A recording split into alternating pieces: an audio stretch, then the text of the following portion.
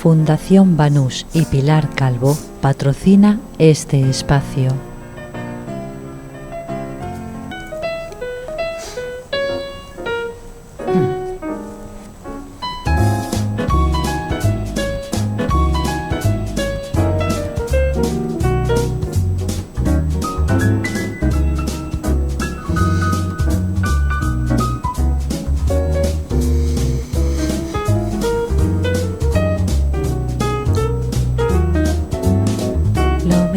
De cada casa.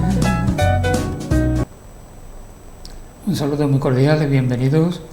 Estamos iniciando la nueva temporada de Lo mejor de cada casa. Bueno, ustedes habrán visto que durante el mes de agosto no hemos estado ausentes, pero eran programas antiguos. Hemos hecho una selección de algunos de ellos y los hemos repetido, pero hoy tenemos ya programas nuevos, como digo, en esta nueva temporada.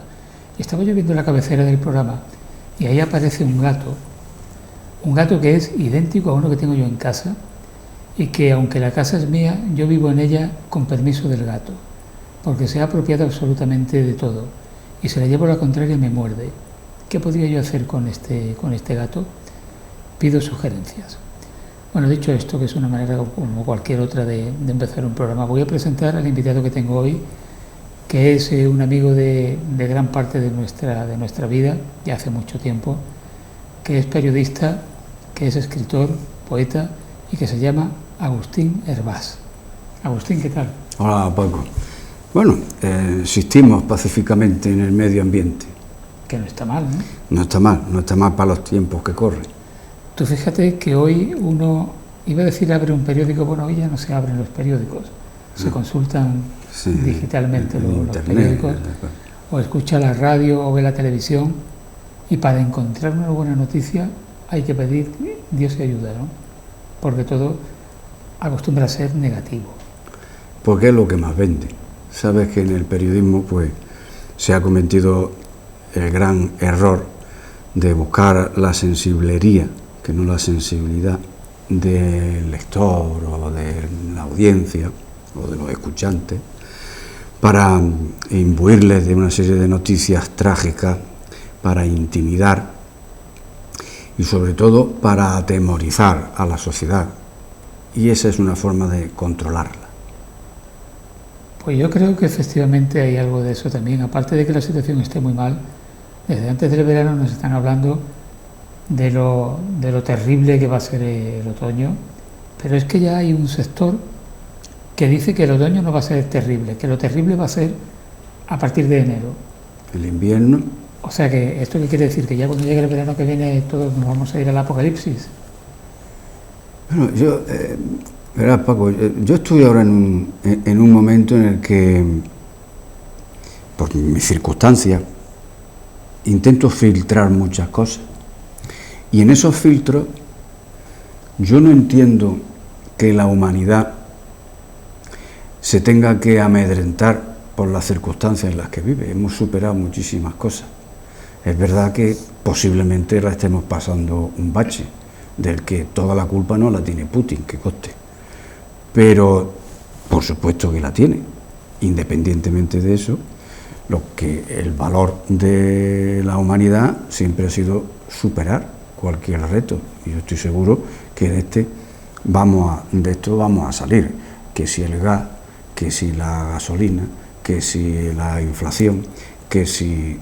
Bueno, tú y yo, aunque tenemos pocos años todavía, hemos vivido varias crisis, muy fuertes crisis, incluso las políticas, y hemos salido con voluntad, con interés, con humanidad, si quieres, ¿no? De manera que no creo que haya que ser derrotista en este sentido, sino mucho más animista y poder en conjunto, ¿no? Pues poder ir saliendo de las cosas, y cuando vayan llegando, según me dice ahora mi doctor, cuando vayan llegando, pues vamos tomando carta en el asunto. Bueno, de todas maneras hay algo muy, muy claro que puede resultar algo de demagogia, pero que yo creo que responde a la realidad, y es que al final los pobres, por llamarlo de esa manera, serán más pobres y los ricos serán más ricos. Siempre ha sido así. Los ricos siempre son más ricos. Siempre. En cualquier crisis ya se puede hundir el mundo, los ricos cada vez serán más ricos. Con el beneplácito del poder establecido. Claro, es que de eso se trata. Y por eso apelaba a la grandeza de la humanidad. Es decir, afortunadamente en este país y en Europa podemos cambiar el poder establecido. Afortunadamente. Sí, por ahora. Por ahora, claro.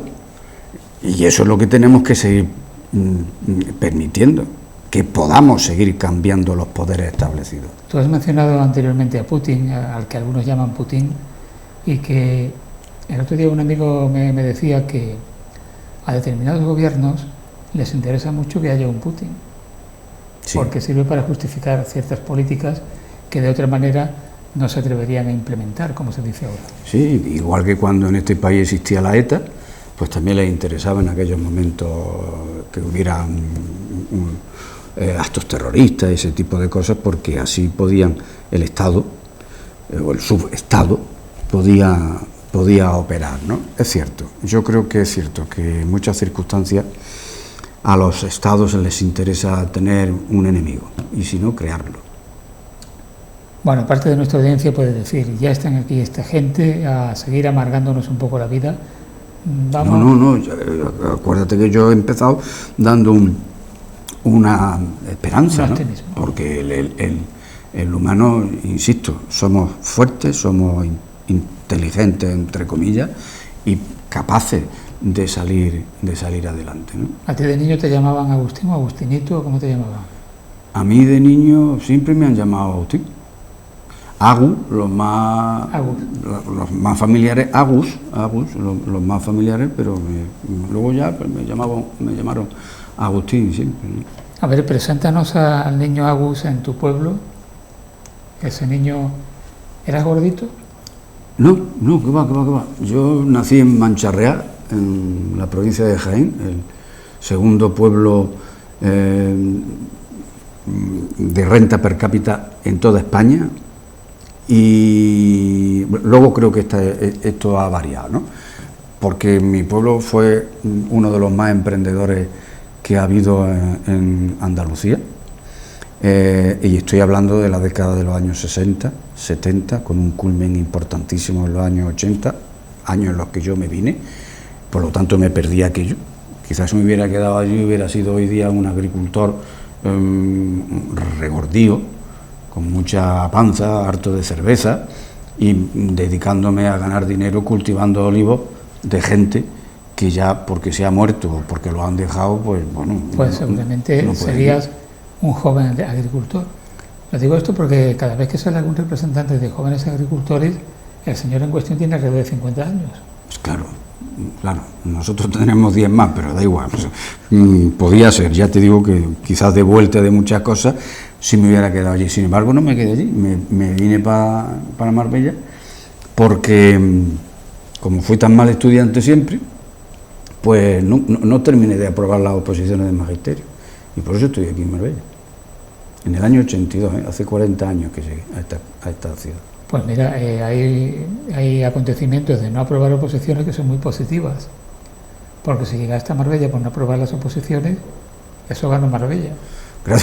Gracias por hacerme reír en estos momentos, pero yo no soy de los que piensan que sí o si no o si sí. Me gusta pensar en el pasado porque buscando esas raíces siempre vamos a labrar el futuro, eso sí. Tampoco voy a decir que sean los que viven el presente inmediatamente. Es verdad que siempre me ha gustado pensar un poquito más allá, pero eso debe ser una influencia paterna, porque siempre le interesaba que tuviéramos un poco más de mira, ¿no? Justamente te iba a preguntar por tus padres.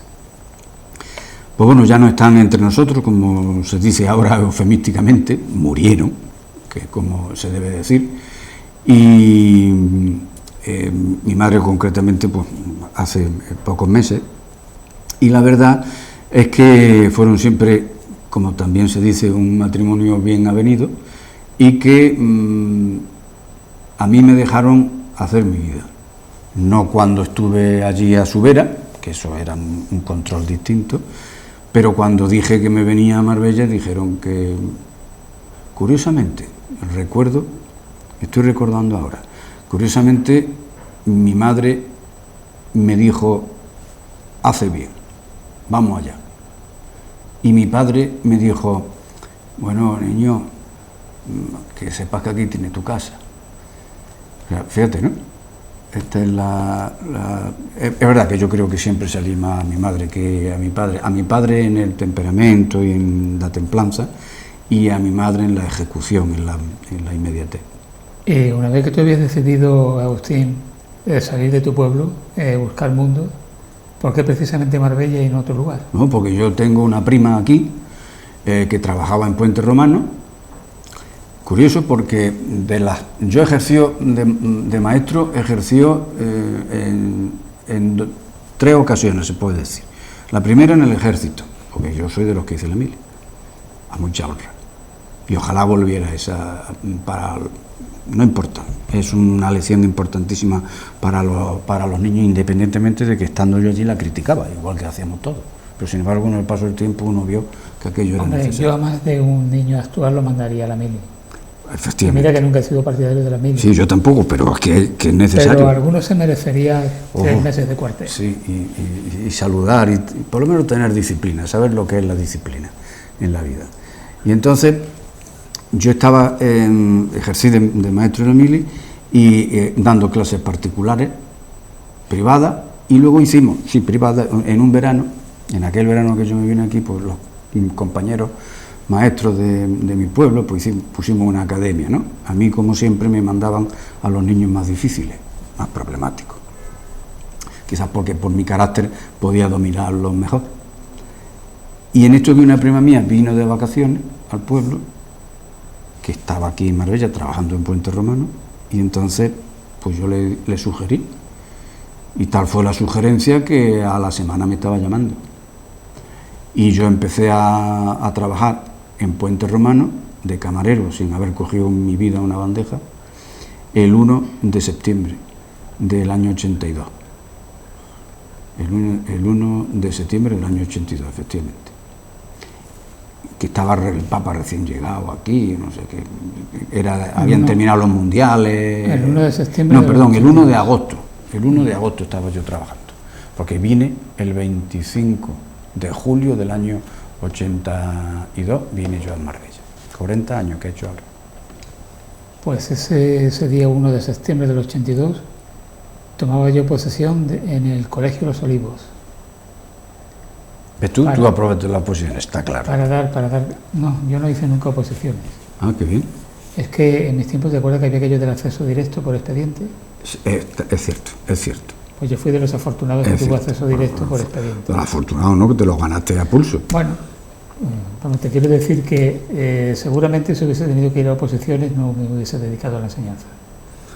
Pues, es posible. Pues eso, ya sabes que eso es lo que me pasa. La vida es un cúmulo de circunstancias, muchas veces del azar, absolutamente del azar, ¿no? Y fíjate que pienso que si yo me hubiese quedado en Puente Romano, no me hubiese quedado en el servicio de bares, me ofrecieron quedarme. Al menos un mes más. Estuve trabajando allí agosto y septiembre. Pero luego me enteré que había una plaza de conserje en el Instituto Sierra Blanca, y allí que me fui yo a la delegación con mi título de maestro, y por eso me dieron la plaza de conserje, porque llevaba un título de maestro bajo el brazo. Cuando hablamos de inflación, esa es la inflación de los años 80. Un título de maestro para trabajar de conserje, y muy feliz, que estuve durante 10 años, que conste, muy feliz. Después, Agustín, ha habido un tiempo, no sé si seguirá estando así, que para demandar un trabajo, cuando tú presentes el currículum, no presentes títulos superiores al trabajo para el que te están ofreciendo la plaza, porque si no te califican como sobrecualificado y no hay manera de que te den el trabajo. Paco, los otros días pensaba yo eso. Muy complicado todo. Los otros días pensaba yo eso. Cuando yo tenía una estatua importante en Onda Cero Marbella... ¿Una estatua, dice? Un estatus importante en Onda Cero Marbella, ya sabes que precisamente no... En fin. Yo tuve que rechazar un currículum de ese tipo, precisamente por eso. Pero yo no lo hice porque no me interesara, además era una mujer. No lo hice porque no me interesara trabajar con ella, o porque... No, lo hice porque efectivamente, yo pensé que esa sería, el hecho de cogerla allí simplemente para un auxiliar administrativo vulgar, sería una trampa para su futuro. Y efectivamente no me equivoqué. Luego al final ella está donde realmente tenía que estar, porque tenía estudios muy superiores, ¿no? Pero pensaba yo precisamente en eso, en todas las personas que se rechazan por exceso. Bueno, Agustín, yo te dije, vente al programa y hablamos de tus libros. Como pues Paco Umbral, ¿no? Como Paco Umbral. Bueno, ha venido nosotros hablamos de nuestros libros. Venido aquí a hablar a otro nivel. Por cierto, llevo... intentaré explicarme. De todos tus libros que has publicado, ahora estoy con Calle Ancha, pero voy por la mitad. Y no los llevo por orden. Quiero decir que los libros no los he leído por orden, los estoy leyendo. Sí, es que se pueden leer en cualquier forma. Efectivamente, en cualquier forma. Y estas cosas que pasan, ¿no? Y uno entiende que con los tuyos que tú publicaste, y con algunos que publicó Ana María Mata, podemos comprender perfectamente la historia y la realidad de nuestra Marbella. La Marbella cotidiana, sí. Exactamente. Y porque es una sucesión de episodios, una sucesión de artículos que te llevan necesariamente a conocer la que fuimos, incluso, claro, y lo que fuimos, por eso somos lo que somos ahora, ¿no? Tú fíjate que esto, tú has dicho, no lo estoy leyendo en orden, como son artículos. Yo digo que estos libros míos son libros de cuarto de baño, porque como un artículo te lo puedes leer en 4 minutos, cuando estás allí en el cuarto de baño, dedicado a la tarea propia cuando uno va al baño, es lo mismo que y yo te lees digo, un articulillo. Es lo mismo que yo digo con la poesía. Claro, es que la poesía una poesía ahí va. Aunque sea poco poético, ese momento. No, yo creo que es uno de los más importantes del día. Quien tenga la suerte de ir día a día, sin claro. duda. Bueno, ¿cuál fue tu primer libro? El tuyo. El mío. El tuyo. Acuérdate que escribimos uno mano a mano del gilismo. Ah, claro, hicimos uno con Antonio San Pietro. Pues ese fue el primero que yo tuve la oportunidad de escribir. Sí, señor. Y me acuerdo que lo presentaron en EFNAC. Que lo presentamos en EFNAC. Y aquello para mí fue el no va más, imagínate, ¿no? Sí, porque que EFNAC presente a un autor local, ¿verdad? No es nada fácil. Yo creo que se ha dado muy pocas veces en la historia de esta ciudad. Yo creo que después la empresa ha cambiado la política y ya tiene cabida también los escritores locales, pero en esa época no. No, en aquella época no sé por qué vino aquello. La verdad es que yo desconozco qué movimiento haría la editorial para poder hacerlo. Pues tú sabes que ese libro hoy día es difícil de encontrar porque la editorial quebró. Sí. Espero que no fuese por el libro nuestro. No creo que fuera por el libro, porque además tuvo mucha demanda. Sí. Es curioso porque aquel libro, bueno, para nuestros televidentes, Paco y yo tuvimos una idea a raíz de un programa de televisión en el que acudíamos juntos para ser simplemente contertulio, pero también acudió en una ocasión Antonio San Pietro, que recuerdan fue un mano derecha de Jesús Gil. Entonces le propusimos escribir la historia, porque él ya no estaba, ya cuando hacíamos aquella tertulia ya no estaba en el grupo, no. Ya había dejado el grupo, entonces le propusimos escribir esa historia, efectivamente. Bueno, él había sido presidente de la ciudad autónoma de Ceuta. Ahí está. Y entonces él aceptó y tuvimos, pues no sé si fueron 50 y tantas horas de grabaciones, y aquello lo transcribimos y surgió un libro que fue el primero que se editó hablando de la historia del gilismo en nuestra ciudad, bueno, en nuestra ciudad y en toda España, porque se abarcaron todas las etapas, ¿no? Sí, es un libro que además abarca aspectos poco divulgados o poco conocidos, como el tema de Susana Bermúdez.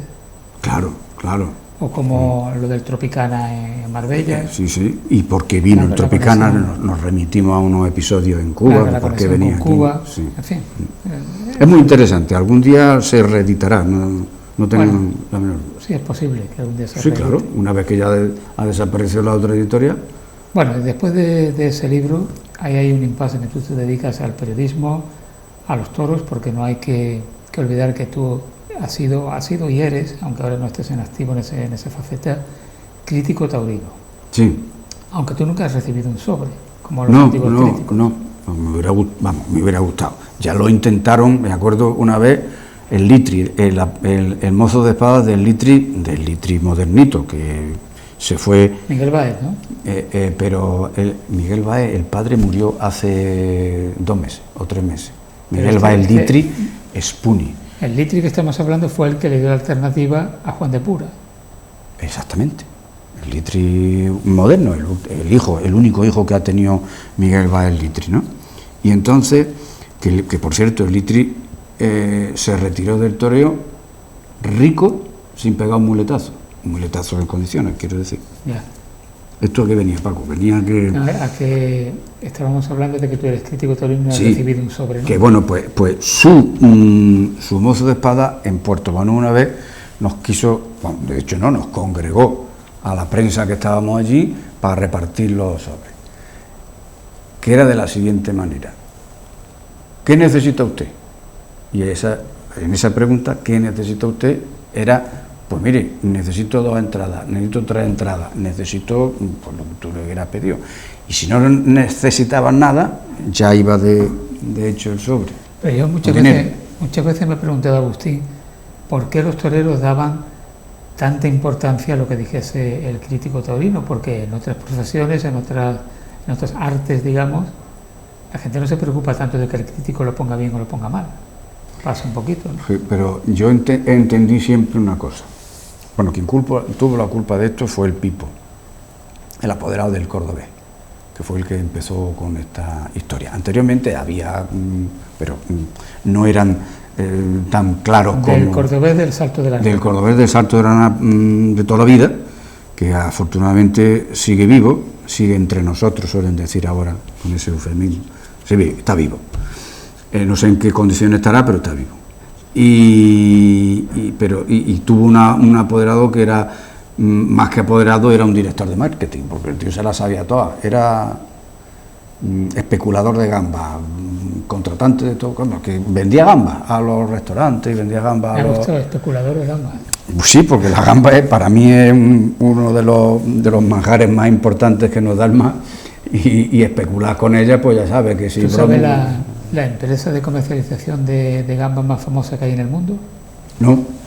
La de Forrest Gump y Bubba. Ah, sí, por cierto, qué gran película. Si alguien no la ha visto, que la vea todavía y se entere de cómo funcionaba el tema de las gambas. Muchas veces hubiésemos querido ser Forrest Gump. Yo ahora mismo, en estas circunstancias en las que me encuentro, hubiese gustado ser Forrest Gump, porque seguramente no tendría tanta historia en la cabeza. Bueno, ya que estábamos hablando del tema taurino, tú diste también un pregón taurino.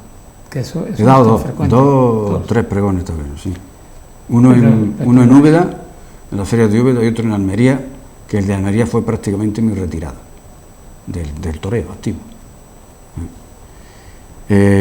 Lo que pasa es que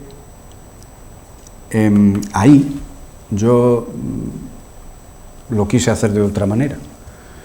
Yo había visto, no sé si había sido ese año o 2 años atrás, a nuestro común amigo Agustín Casado dar el pregón en verso, el pregón de la feria de Marbella en verso.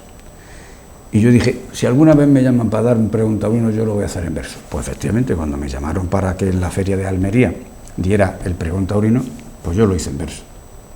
Solamente que lo hice con un punto menos de importancia. Agustín lo recitó de memoria y yo soy incapaz de recitarlo de memoria, pero lo hice en verso. Que la memoria que tiene Agustín, eso es algo prodigioso. Y además con la edad que tiene, que es un chaval, pero vamos, yo siendo un chaval no tengo la memoria que tiene él. Sí. Y ese pregón lo hice en verso. Eso me hizo conectar con lo que a lo que ahora más me gusta, ¿no? Que es escribir poesía. Bueno, no es que me guste más escribir poesía, lo que me gusta en general es escribir, ¿no? Y lo que pasa es que la poesía para mí no es difícil de construir y por lo tanto me entretiene. Luego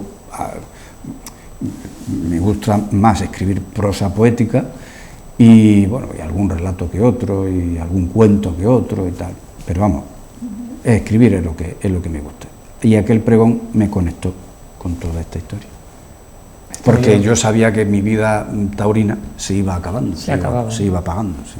Estaba yo pensando, hablando de la edad que tú estás diciendo, que somos jóvenes, ¿tú te imaginas cuando tengamos 90 años tú y yo y sigamos haciendo este programa y Marta con 100 y pico, pues, ahí también, que llegará? Pues sí, yo estoy convencido que llegará, pero además llegará sin ningún achaque. Eso ya es más difícil. Bueno, quizás de las rodillas, yo padezco mucho de las rodillas porque espero que esto que ahora aquí funciona regular, eso espero que sí se arregle. Yo creo que a ti... Además tú me lo has dicho mucho y se va a arreglar. Claro, además a ti te puede arreglar mucho un gin tonic en tus labios. Ese es tu debut con un poemario en el mundo editorial. Sí. ¿Cómo surge? Se lo debo precisamente a Andrea García Baena, a Algorfa. Pues mira, surge después de una serie de lecturas y colaboraciones que había hecho, en las cuales estuvo presente Andrés, pues no recuerdo si era alguna cosa que hicimos de alguna antología que me pidió, pues no sé cómo a él le llegaría el hecho de que a mí me gustaba la poesía. El caso es que un día me llamó y me dijo que le preparara un poemario, efectivamente. Yo tenía escrito hacía 20 y tantos años un poemario, en aquel año 17 tenía escrito hace 20 y tantos años un poemario.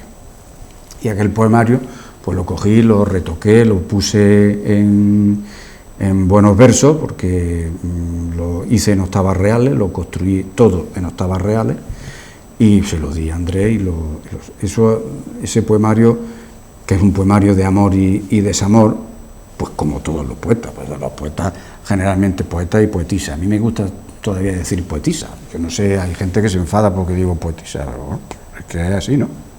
Poeta, poetisa. La poeta o el poeta, da igual, pero poetisa también existe. Además queda como muy bonito, ¿no? Bueno, pues fue un poemario de amor y desamor, y ya te digo que lo construí con mucho cariño y con mucho interés, porque además pues me sirvió mucho también en mi vida sentimental y espiritual, ¿no?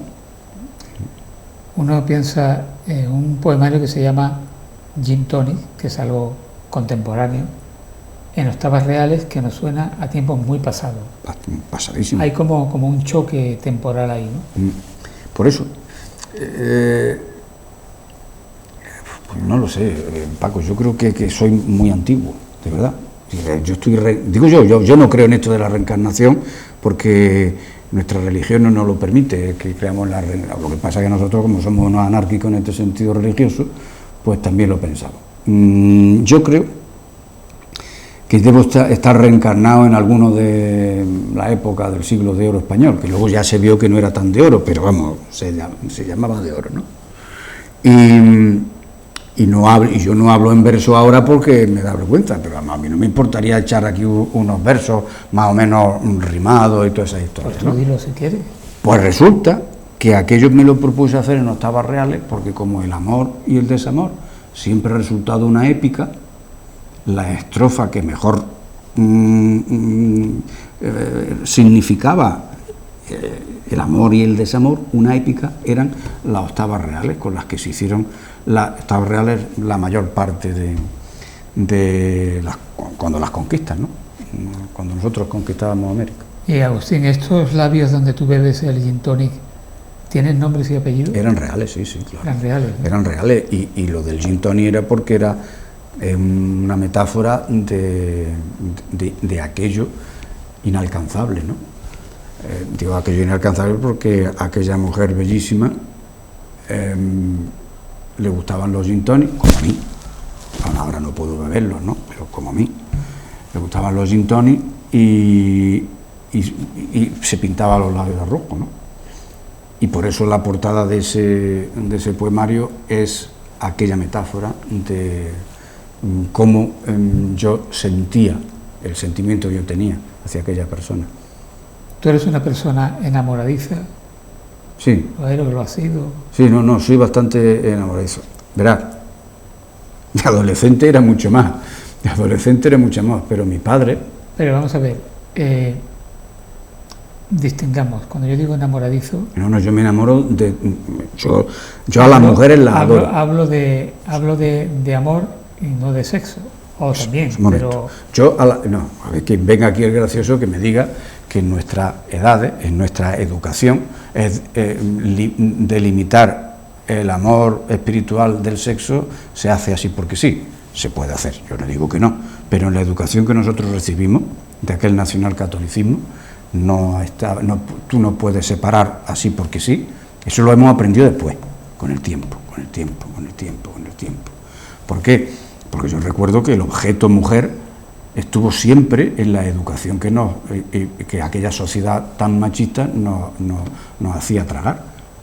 Siempre estuvo. Entonces, hasta que pudimos descubrir que la mujer era un ser espiritual absolutamente distinto del hombre, en mi caso transcurrió bastante tiempo, ¿no? Aunque mi respeto por la mujer siempre fue. Siempre fue. Es más, no solamente mi respeto, sino mi adoración y mi consideración. Yo nunca me arrepentí de haber nacido varón, ¿vale? No se trata de eso, no se trata ahora de ese tipo de lucubraciones. Se trata de que yo, por ejemplo, nunca entendí el machismo y tampoco entendí el feminismo. La mujer para mí siempre ha sido y es un igual, en cualquier sentido. El hecho de que nosotros podamos cargar, entre comillas, 200 kilos y ellas no pudieran, eso también es muy relativo, ¿eh? Ellas con la mente pueden hacer muchas más cosas que nosotros con la fuerza. Lo que sí es verdad es que cuando uno tiene la mente suficientemente abierta para aceptar a cada persona como es, absolutamente, piensa que el común de los mortales hace lo mismo.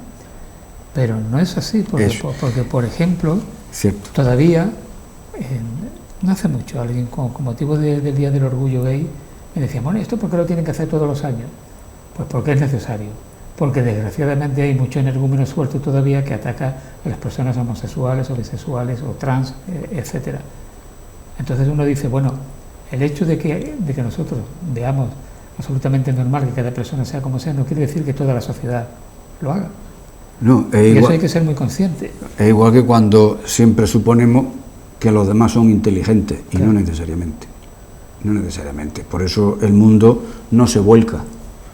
El mundo tiene que tener de los brutos y de los mansos, y por eso se va equilibrando. Si hubiera más de uno se volcaría, entonces ya sería un problema. Lo de la bondad y lo de la maldad, ¿no? De los buenos y los malos. Por bueno, eso... y cuando, como la canción de Manuel Alejandro, el amor se te rompió de tanto usarlo, ¿cuál ha sido la situación posterior en relación con esas personas que ya no forman parte de tu universo sentimental, digamos? No, verá, hay una forma de ser yo, que a mí me provoca lo siguiente. Cuando algo se ha terminado, o sea, no creo que ocurra, Paco, pero cuando tú y yo nos peleemos, cuando tú y yo discutamos, hemos terminado. Quiero decir que, ¿para qué vamos a andar con tonterías, no? Llegamos a un acuerdo, ¿eh? Tú me das los derechos que me pertenecen del libro de tal y yo te los cedo, o no sé qué, o no sé cuánto, llegamos a un acuerdo, firmamos el contrato, oiga, y aquí para allí gloria. Pues de los derechos de autor de tus libros vas a vivir holgadamente. No necesariamente. Además, porque más vivirías tú con lo tuyo, claro. Que además ha sido el único que yo haya visto, el único autor, esto lo digo en serio, vamos, no es que esta conversación sea en broma, es muy en serio, pero el único autor que yo he visto llenar locales cuando presenta libros ha sido Paco Moyano. Los demás, con 20 personas hemos tenido bastante, y él los llena. Bueno. Vamos, los llena lleno. Vale. ¿Y es verdad? Sí. Sí, no, claro, es verdad, Paco. Es que tengo muchos amigos y conocidos. No, que somos muy mayores, será eso. Bueno, Gin Tonic en tus labios, el primer poemario. Sí. Pero últimamente has publicado un libro que no es de poemas, sino precisamente de biografía de un autor. Fíjate que este año me han publicado 2, pero ya estaban trabajados de antes. Sobre todo de antes de este bajón que tengo, ¿no? Estaban publicados de antes. Y es muy curioso. este libro al que tú te refieres, Vencedor llama al hombre que he vivido, es una biografía del poeta José María Lopera. Y empecé a trabajarlo periodísticamente, porque también lo hice a través de grabaciones, ¿no?, con él, directas con él. En el año, empecé a finales del 16, pero mucho más en serio ya en el 17. He estado 3 o 4 años trabajando ese libro y lo entregué en enero o febrero de este año, lo entregué y lo han publicado ahora a primeros de agosto. Y fue una experiencia impresionante, ¿no?, porque este libro, que es una biografía novelada, porque las transcripciones llevan eso, tú hablas o te hablan, tú preguntas, ellos te hablan, pero luego tú no puedes pasar todo aquello que te han dicho así de la manera que te lo han dicho, porque no tiene, vamos, no puede ser una entrevista periodística de una página de un periódico que pregunta, respuesta, pregunta, respuesta. No es así para una biografía, ¿no? Entonces por eso decidí novelarla, porque había episodios en su vida que eran muy interesantes. Y entonces aquello me dio mucho juego y por supuesto me llevó mucho más tiempo, porque había que documentarse de las épocas en las que este poeta ha vivido, que por cierto murió en febrero de este año. O sea, no ha llegado a ver el libro. No, yo llegué a leérselo, porque él estaba ciego, motivo por el cual yo le hice la biografía, porque claro, si no, la hubiera hecho él.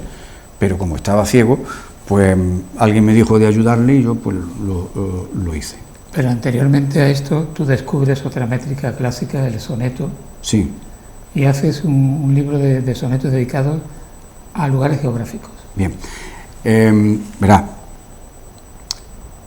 Gintoni en tus labios es un libro de mi factoría, de mis sentimientos, de mi forma de escribir o de pensar o de hacer, y ahí está reflejado.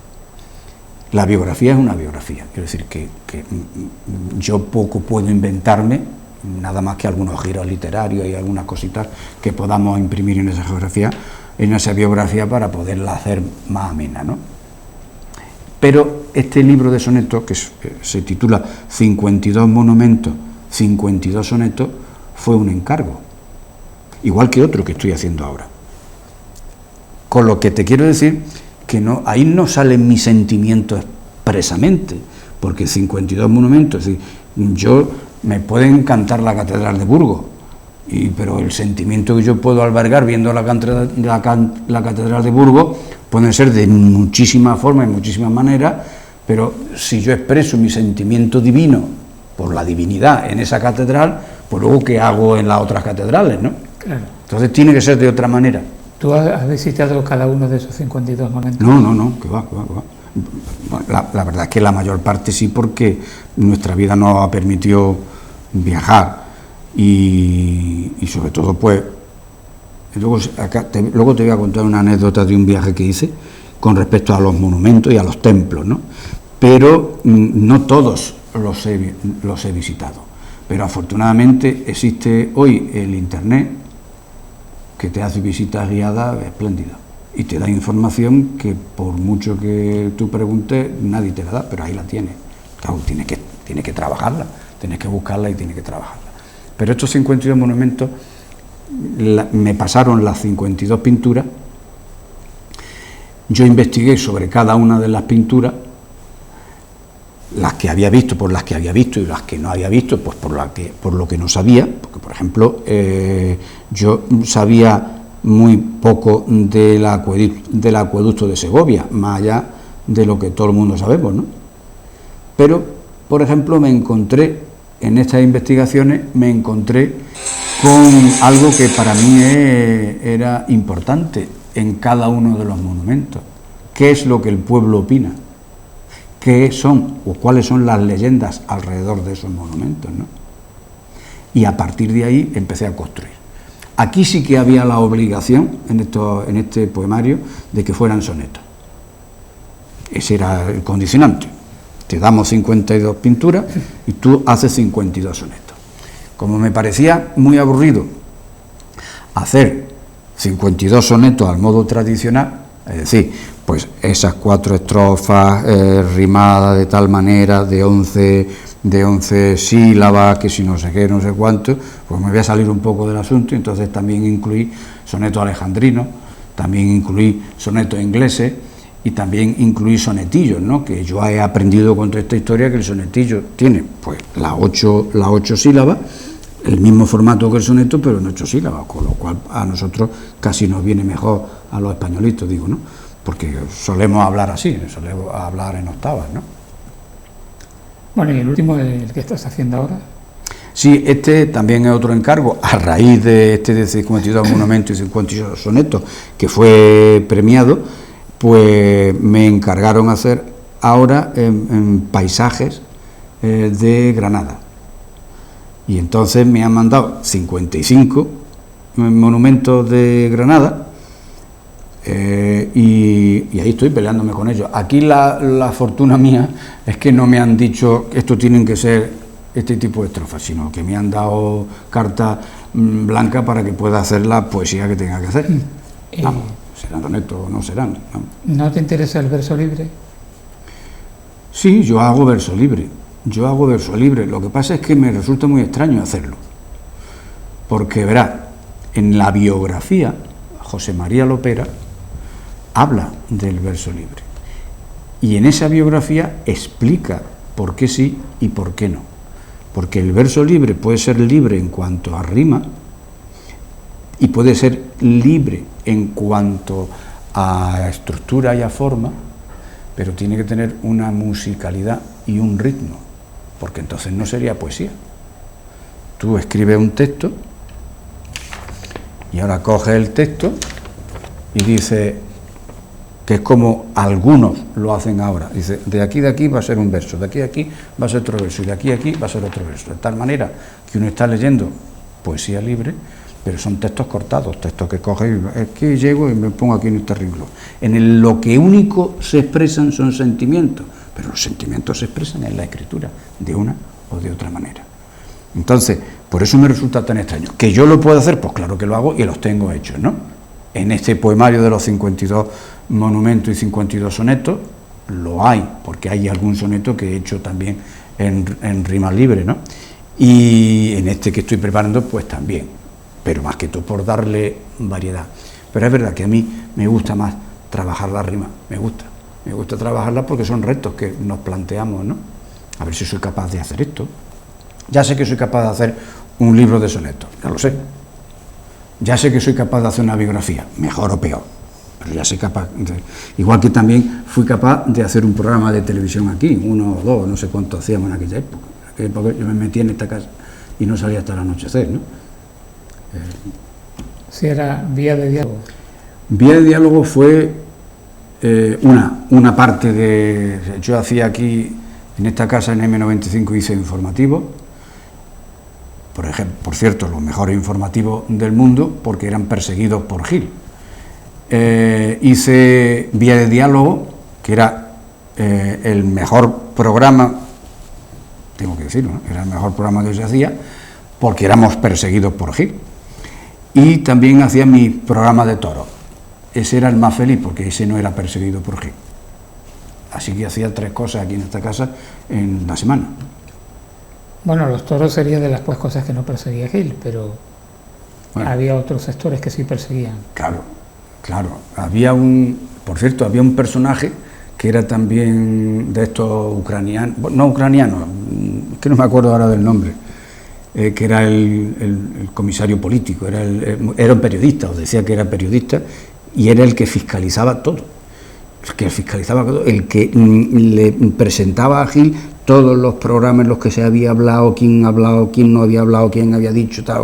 Constantín.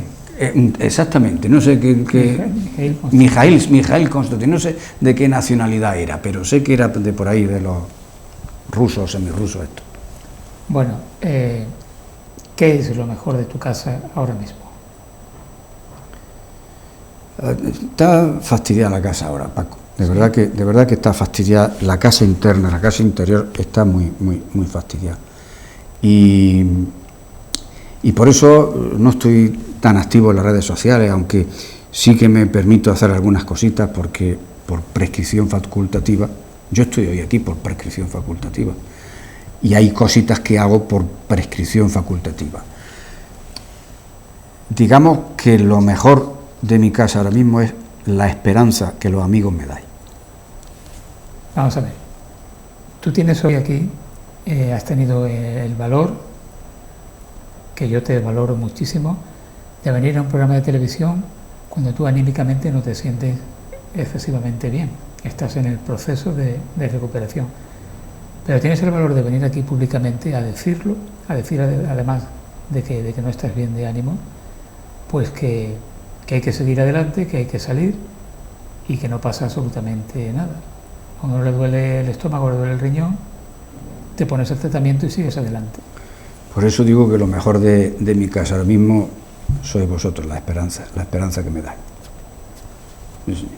Pues nada, esa esperanza está garantizada. ¿Estás aprovechando este tiempo en el que te apartes del mundanal ruido para impulsar tu creación literaria precisamente? Sí, sí. Sí estoy aprovechando este tiempo porque además forma parte de mi ser y forma parte de esa terapia. Yo con lo que mejor me encuentro es escribiendo, sea de lo que sea, como sea. Fíjate que ahora, en fin, de los muchos proyectos que tengo, hay un cuento que ya lleva también muchísimos años ahí, pero no termina, porque tú sabes que estas cosas tienen que llegar, en los que quiero enfocar ese cuento, la geografía de ese cuento es la Marbella musulmana, y ahí estoy, ¿no? Entonces me despierto cuando me despierto, de esta manera rara que me despierto ahora, pues me voy y leo un rato, escribo otro rato, y eso para mí es muy importante. En un mes fui capaz de preparar otro poemario, que ese no está publicado todavía, espero que se publique este año, supongo que se publicará, pero fui capaz... O sea, aparte de lo que me has hablado de los sonetos y lo de Granada, sí, fui capaz es un poemario nuevo, tuyo inédito. Pero ese es mío, ese es como aquel de tus sentimientos. Exactamente, como aquel de Gin Tonic en tus labios. Es un poemario que debería haber sido antes de Gin Tonic. Digo, debería haber sido antes, pero ha sido después, no importa. Pero fue recordando y rememorando cosas cuando me surgió la idea, y entonces ahí en ese poemario se mezcla la prosa poética, que los cubanos a eso le llaman también poesía pura, y la métrica normal. Bueno, y luego sí, otra serie de proyectos que tengo, pero es verdad que eso es lo que ahora me gusta hacer y lo que me entretiene y lo que me da la vida. Tú tienes un lector o una lectora cero, aquella que lee y te dice, adelante con esto que va bien. No, la verdad es que no lo tengo, es mi propia conciencia en cualquier caso. Digo mi propia conciencia porque si algo tenemos, o por lo menos yo tenía claro como Capricornio que soy, si algo teníamos claro es la autosuficiencia y la seguridad de que lo que estoy haciendo lo estoy haciendo bien. Pero otra cosa es que guste o no guste, ahí yo ya, como comprenderá, no me puedo meter. Pero yo siempre he tenido la convicción de lo que una vez que yo me ponía a hacer algo, lo hacía bien, si no, no lo hacía. Eso ha sido una seguridad que yo siempre he tenido. Ahora, yo me pongo a escribir algo y quizá, si eso no obtiene el camino, no lleva el camino que debería llevar, por eso a lo mejor está todavía en el cajón, ¿no? Y quizá, a lo mejor ahí yo vuelvo 2 meses después, 1 año después. Fíjate que hace ya 6, 7 años que fui a Bali. Tenía unas vacaciones, es la primera vez que yo tenía vacaciones seguidas, 1 mes entero, y entonces decidí irme a Bali, pero no decidí irme a Bali a buscar el espíritu y a buscar... Hubo un año que fuiste a Cuba. 2. Ah, 2. En el año 2004 fui la primera vez a Cuba y ya me traje un cuento, una novela, una cosita, ya me traje yo escrito, pero ese todavía está ahí. Luego ese es que todavía no ha llegado ese momento. En el año 2004, fíjate tú, la primera vez que fui. Y luego fui a Bali, a Cuba también en el año 2016. la segunda vez que fui, ya estaba muerto Fidel Castro. No, en el 2017. Estaba muerto, Fidel Castro estaba a punto de morirse, y ya las cosas eran absolutamente distintas de cómo fui la primera vez, ¿no?, a Cuba. Pero lo que te decía de Bali es que de todos los viajes que yo he hecho siempre me he traído trabajo, pero no ha terminado de salir. Otro poemario de los que tengo empezado, pero no está terminado, el poemario de Ubud, que le llamo. Ubud era la ciudad que es del centro de Bali, donde yo estuve viviendo ese mes, ¿no? Y aquello me inspiró muchísimas cosas, y también lo construí, y ahí lo tengo, pues cuando tenga que salir, pues no lo sé, pues ya saldrá. Volviendo al gin tonic, la señora del gin tonic con los labios pintados de rojo, ¿leyó tu poemario? Es real. Aquella persona es real, pero y esa sí que lo leyó. Sí que lo leyó. ¿Y te ha comentado? No, porque como es su historia y mi historia, era absolutamente inútil que lo comentáramos. ¿Para qué lo vamos a comentar si es que era allí? Eso es lo que pasaba en esos momentos de mi vida, de nuestras vidas. Lo que pasa que ella, digamos, el objeto fue el objeto del poemario, y por consiguiente absolutamente consciente de lo que pasaba y lo que había pasado. Lo que pasa es que la vida no nos llevó por ahí en ese momento, y yo necesité escribirlo, claro, para vaciar, ¿no? ¿Cuáles son tus poetas de referencia, si es que los tienes? Pablo Neruda, sin lugar a dudas. Pablo Neruda el primero, Rafael Alberti el segundo. Bueno, da igual, en el fondo da igual uno que invierta o no invierta. Fueron los dos poetas de cabecera que yo utilicé en mi vida para aprender de poesía, y más que para aprender de poesía, para aprender de sentimiento. Te digo por qué esto de aprender de sentimiento. Con el tiempo he sabido que la persona humana, y sobre todo vuelvo otra vez a reiterar nuestra educación, no nos enseñan, no hay un mapa que nos muestren, un mapa de los sentimientos. Entonces, como no hay ese mapa de los sentimientos, hemos tenido que ir, yo por lo menos he tenido que ir construyendo ese mapa de los sentimientos, y he tenido que ir sabiendo de esos sentimientos. Y la poesía para eso es fundamental, para construir y ayudar mapas a construir mapas de sentimientos. Y yo los construí a través de Alberti y a través de Pablo Neruda. Evidentemente también de Calderón, evidentemente también de los clásicos, ¿no? Pues yo tengo algo muy claro en mi vida. Cuando uno está perdido, absolutamente perdido, siempre hay que volver a los clásicos. Siempre. Sean poetas, escritores, pintores, hay que volver, sobre todo hay que volver al arte, y al arte clásico, porque eso nos dice mucho, nos enseña mucho. No quiero decir que mucho más que el arte moderno, o el arte contemporáneo, porque ahí estamos ya nosotros, y ahí participamos nosotros. No, hay que ir más atrás. Es decir, para nosotros también fue un referente, digo para nosotros, para ti, para mí, de nuestra generación, fue un referente de la generación del 27, un sin referente duda. Absoluta. Sin duda. Claro, entonces, yo te podía haber dicho, referente mío, Lorca. No fue un referente. Lorca fue para unas cosas determinadas, o para unos sentimientos determinados, ¿no? Pero para el fondo de mi alma y para el fondo de mi espíritu, aquel Rafael Alberti y aquel Pablo Neruda. Para mí, en cuanto a Lorca, como referente, por encima de todo, poeta en Nueva York. Sí, sí. Siempre se habla de sus obras de teatro, El sí. Romancero gitano, todo eso es excelente. Pero Poeta en Nueva York es algo absolutamente diferente a todo. Porque, y quiero enlazar ahí con lo de los viajes, porque lo que somos capaces de sentir, de experimentar cuando salimos del seno materno, es mucho más enriquecedor que cuando nos queremos alimentar de ese seno materno, porque eso ya lo tenemos de natural. Pero cuando salimos y abandonamos eso y nos metemos en otras sociedades, en otros paisajes, en otras mentalidades, en otro mundo, es cuando realmente nuestro espíritu se llena. Y es cuando algunos pueden transcribir esas experiencias sensoriales y sentimentales, o en verso, o en pintura, o no sé. Como estamos casi terminando, cuéntame esa anécdota de viaje que me dijiste antes que ibas a contar. Pues lo de los templos en Bali, a pesar de que Indonesia es musulmana en su mayoría, concretamente en la isla de Bali no hay un sector musulmán, pero la generalidad son hindú y una variante hindú, ¿no? Es una variante, no necesariamente es la misma que en la India, ¿no?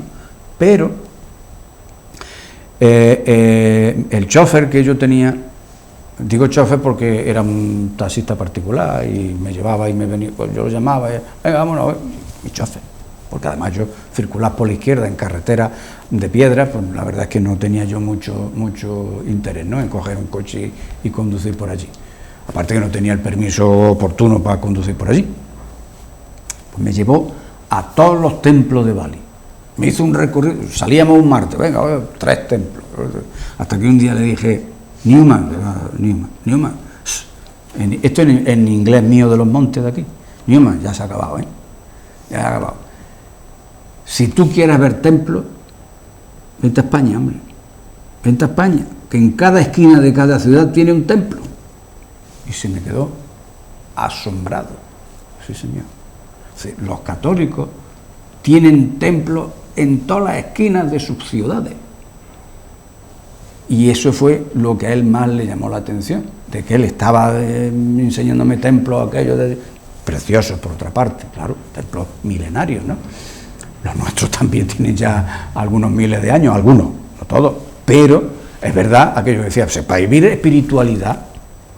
Y entonces la lección que yo saqué es que hay que ver lo torpe que somos los humanos, que tenemos que ir a buscar a otras culturas algo que ya tenemos aquí, pero no por arquitectura, no, estoy hablando de espiritualidad. Es decir, nos vamos a Oriente a buscar la espiritualidad, pero ¿no saben ustedes que aquí en este país la espiritualidad se vive de forma absolutamente intensa, si queremos vivirla intensamente, en los templos que tenemos? Y cuando tú te vas a la isla desierta, que es la terraza de tu casa, todos tenemos nuestra terraza en nuestra isla desierta, ¿qué libro te llevas? Pues mira, ahora tuyo, uno, es que yo leo, tengo 3 o 4 al retortero, uno es el tuyo, el de Calle Ancha, que voy por la mitad, otro es de Andrés García Baena, el de la Marbella Musulmana, que escribió cuando Andrés era jovencito, lo escribió, pero a mí me interesa por la localización que quiero hacer sobre el cuento que estoy escribiendo. Y luego también tengo te iba a decir un poemario, pero más que poemario es una línea de vida, que es la Biblia. Yo soy un lector de Biblia, pero lector no espiritual, sino un lector que cojo el libro de Ezequiel y yo empiezo a leer mi libro de Ezequiel. La Biblia, como aparte del significado que pueda tener para los cristianos, como obra literaria, es un prodigio. Pues en eso, para eso tengo la Biblia en mi casa. Y buena parte de la literatura se ha desarrollado inspirado en la Biblia. Yo tengo incluso un cuento inspirado en eso y... Algo muy curioso, que buena parte de la literatura erótica está directamente extraída de la Biblia. Sí, el Cantar de los Cantares es magnífico. Totalmente. Pero es magnífico si te metes en ello. También es que es verdad, porque yo estoy leyendo una edición del año 77, ¿vale? Y es verdad también qué edición estés leyendo, porque esa edición ya me ha aburrido, pero de vez en cuando la suelo comparar con la Vulgata, con una de las primeras ediciones, la primera edición que se hizo en castellano, del año 40 y tanto, porque antes era todo en latín, como tú sabes, por la primera, y me gusta comparar, claro, las traducciones no son las mismas, la idea básica sí, pero las traducciones no, y depende o sea, qué traducción te encuentres, pero eso también es otro libro mío de cabecera. Pues Agustín, te agradezco que hayas venido. Gracias, este Paco. gesto de tu presencia y haber compartido con nosotros parte de tu vida, que eso es parte de tu vida. Y te recomiendo que te tomes un gin tonic, Sí. ¿verdad? Cortito de ginebra, por lo que pueda pasar. Sí, lo que pasa es que ya te digo que ahora no es el mejor momento, pero bueno. Lo apuntas ahí en la libretilla para cuando Sí, puedas. para cuando pueda ser.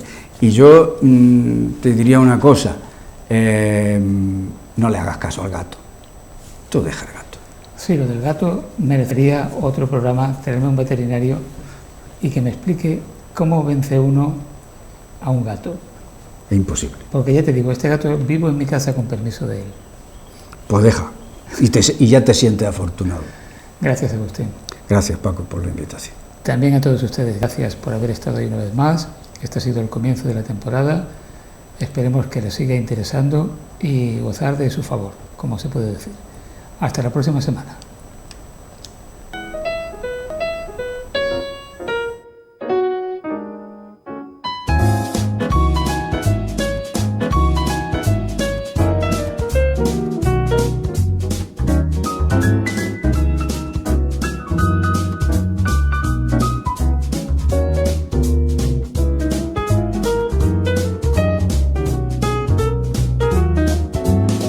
Lo mejor de cada casa. Fundación Banús y Pilar Calvo patrocina este espacio.